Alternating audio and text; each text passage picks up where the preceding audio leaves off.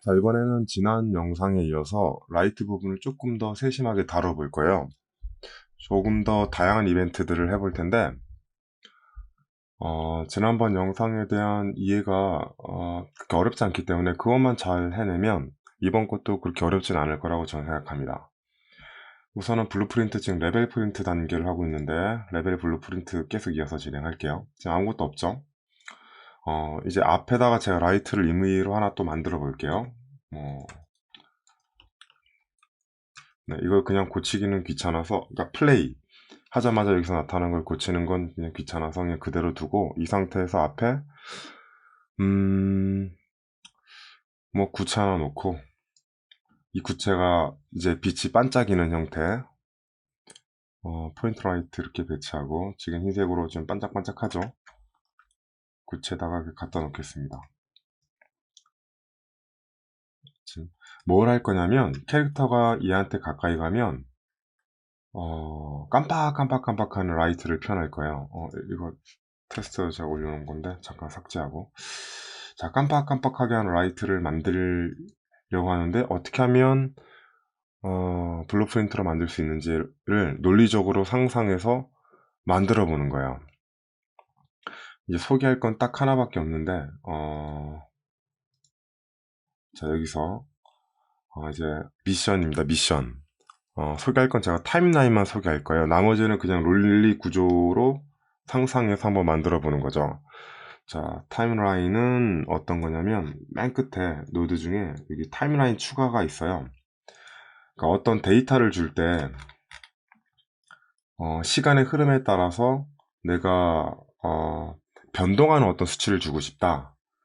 예를 들면 깜빡깜빡하는 거는, 뭐, 이 타임라인 쓰지 않고도 가능한 부분들이 있긴 있지만, 시간이 흘러감에 따라서 어떤 그러니까 타이밍도 조정 가능해야 되고, 뭐 예를 들면 깜빡깜빡거리는 게 뭐 2초 만에 된다던가, 아니면 3초 만에 된다던가, 아니면 4초 만에 된다던가, 이런 흐름들을 가지죠.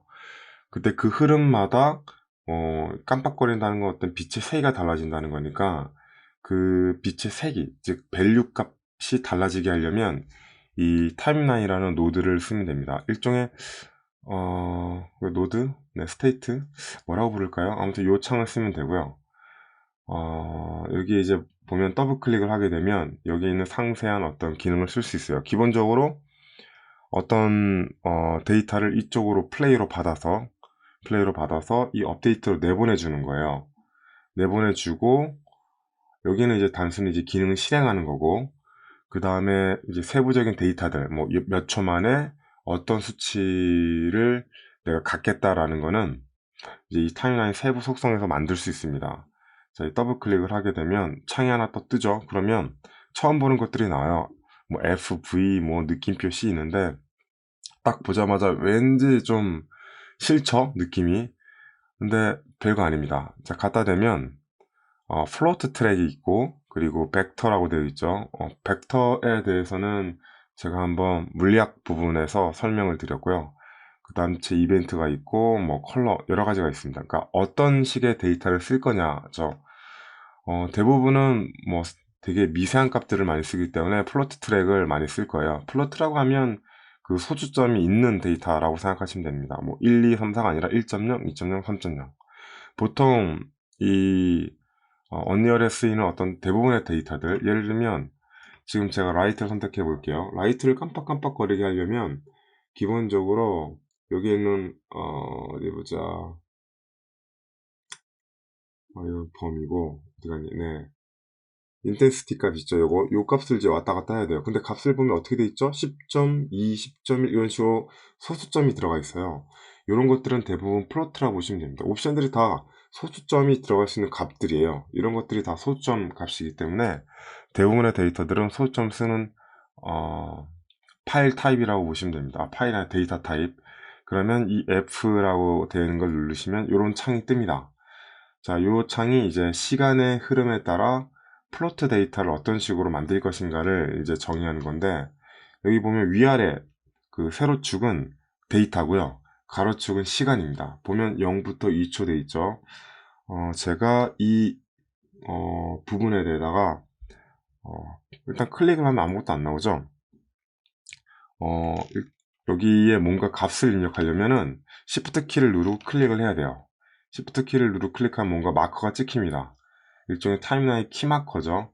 제가 대략 한 3개쯤 찍을게요. 두 번째 거, 세 번째 거. 그런 다음에 얘를 뒤로 약간 빼고 첫 번째 마크를 클릭해서 선택합니다. 그러면 시간이 나오고 값이 나오죠. 시간은 0초, 값은 뭐 0. 아예 없으면 이상하니까 일단 저는 그 인텐시티 값을 조정할 거거든요. 요 값이 기본값 한 10 정도 줄까요? 10. 네. 그리고 두 번째 시간에는 한 1초 너무 급한데 한 저는 2초 정도로 할게요. 최종 시간은 4초. 이 4초 때는 다시 0. 그리고 2초 때는 값을 한 20으로 올릴까요? 20 너무 적은데 한 3배로 올릴게요. 30. 그러면 이렇게 되죠. 얘는 값을 10이 들어갔네요. 다시. 그럼 이런 그래프가 만들어졌습니다.